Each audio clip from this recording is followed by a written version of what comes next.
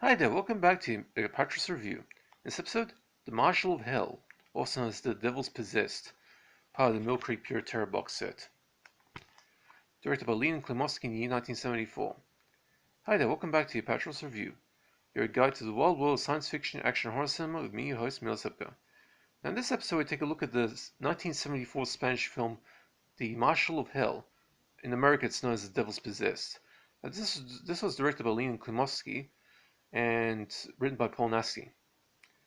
Now, this was part of the Mill Creek Pure Terror 50 film box set that I've been plucking review candidates from over the past 2 years, and I must admit seeing this here was a surprise given this is not a horror movie. Many things this is going to include because, hey, it's got Paul Nasky in it. So, I'll open this review a little history lesson that is somewhat connected to the film I'm reviewing here. The 15th century nobleman Gilles de Reyes has something of a complicated reputation in his native France.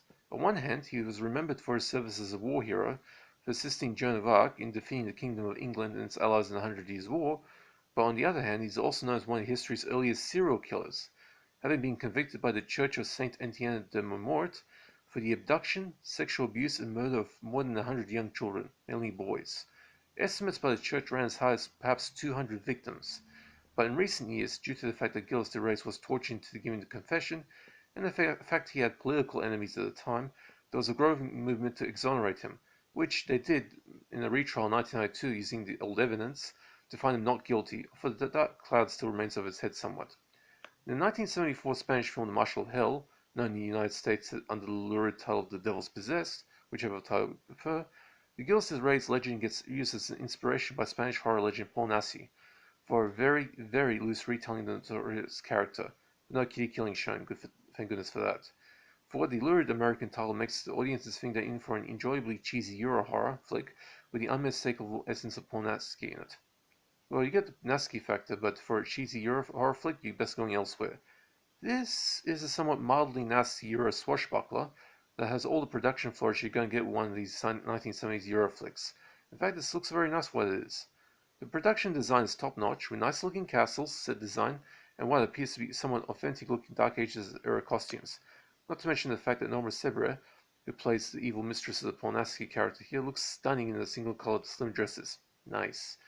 The photography is gorgeous, and the music is beautifully composed, although some of those weird-ass electric musical cues are hilariously clunky, but that being said, those cues don't detract from the rest of the music.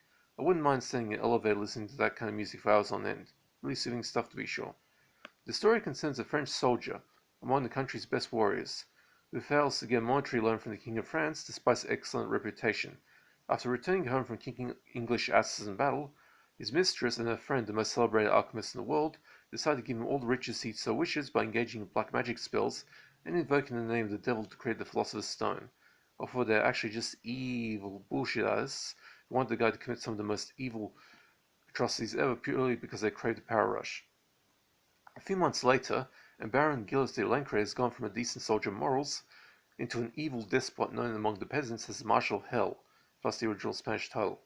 At the same time, one of the Baron's closest friends, Gaston de Malebranche, who had just saved the Baron's life before in battle, has just escaped from an English prison and is returning to his castle home when he finds out about his old friend's dusty decaying ways, and decides to help the local peasant rebels, of which his female tavern owner friends leading, and together they take the fight to the Baron, Robin Hood style. So in a nutshell, this is essentially Gilles de Reyes up against Robin Hood, although Nasky twists that awesome concept around it so that Robin Hood gets defeated by him in a fight, and the bad guys only kill Robin Hood's men shoot the shit out of him with arrows. But even after getting 4 arrows to the chest, Gilles de Reyes doesn't even go down yet, but an arrow for the neck does the job nicely. The film seems to have something of a bad reputation among Paul Nasky's fan club, probably since it's not a horror movie, but if anything, this actually shows Nasky's skill as a storyteller who knows how to write a decent story. Director Leon Klimovsky, Paul Nasky's good friend, and director of many Spanish horror films during the 1970s, including The Vampire's Night Orgy, available in the Mule Creek set, Pure Terror set. He does a good job with this, although the sword fights are a little bit too stagey. In fact, it robs the film of the necessary possibility for the action to be realistically grounded. There's one scene where the hero is jumping on tables, and you notice that they basically put a trampoline behind some of the tables. That being said, this is a solid Spanish swashbuckler that definitely lands in the B, 6 out of 10 on my grading ladder. So it's a solid film, enjoyable. It's not a horror film, but for a swashbuckler, Spain, it's pretty damn good. And there's very little gore, but absolutely no nudity here. Although, given the runtimes, like the print on the Mill Creek Pure Terror set could be cut. Okay, that's it for that one. The Marshall Hell gets a B, 6 out of 10. Solid. Now, I do not do a request, but if you have any questions about DVDs, or if you want to have particular certain titles, just hit me up in the comment section, I'll answer. Hope you guys are staying safe, take it easy, and that's it for this review.